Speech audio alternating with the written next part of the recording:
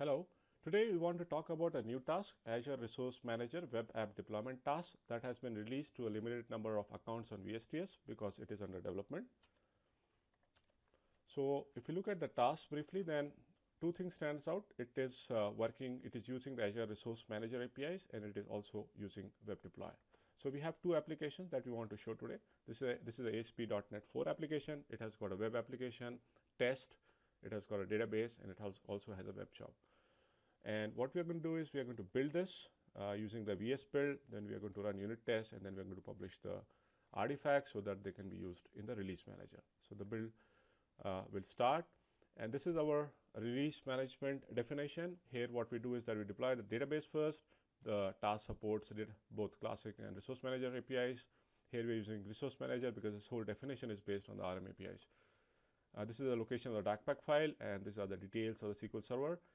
And it also has the ability to detect the IP address of the build agent, and then to make the changes in the Azure SQL firewall so the build agent can talk to Azure SQL database. This is a new task.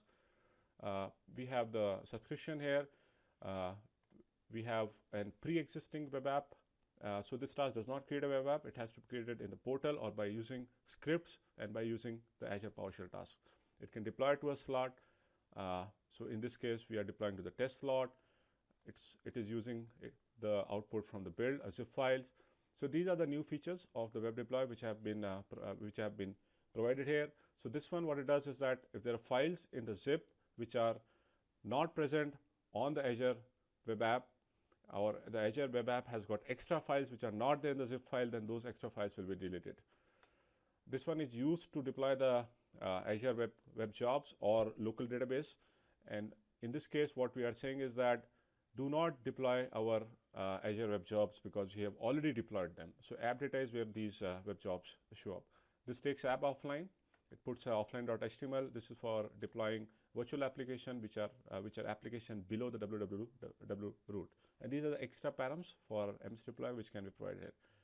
This task outputs a variable, the web URL, which can be used for testing purposes or in other tasks. This is the existing task which it has. It works with the classic APIs. It deploys to the slot. It takes zip file, and it also has equivalent the feature of the one that we saw remove additional files, and it also provides for config transformations. So we see there are multiple different deployments here. So what we are going to do, we'll look at the code console. So this is our website, the test slot, and we can look at this Kudu console, and we can look at the structure. So this is the structure of our files which have been deployed. This is app data where the web job has been compiled, and we can also see whether this web job is running fine. So it is running fine. The second app that we want to talk about is Node.js app. So this is the Node.js app. We are building it. So basically we are doing the modules installation, then we are compiling it, changing the TypeScript file to JavaScript file, and then we are zipping it up using gulp.js, and then we are publishing it. This is the deployment of it. All the same features are available for it, and we are using the zip file that we had created in the build.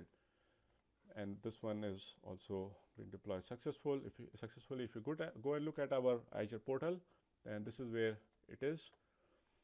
And so this is our ASP.NET 4 website, NuGet, and this is our Node.js file application, npm modules. And if you look at the Kudu console of our Node Connect, the site where we have deployed, and we look at what has been deployed in the www root, we can see that we have modules here, and we have different JS files.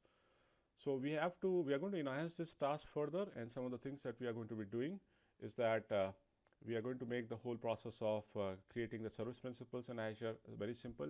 Basically, it's going to be one-click experience. We will have XML web config transformations. We will be substituting variables in the XML file so that they can be easily moved from the dev, test, staging to production, where these values usually change. We will support folders. Today we support zip files. We'll have support for folders.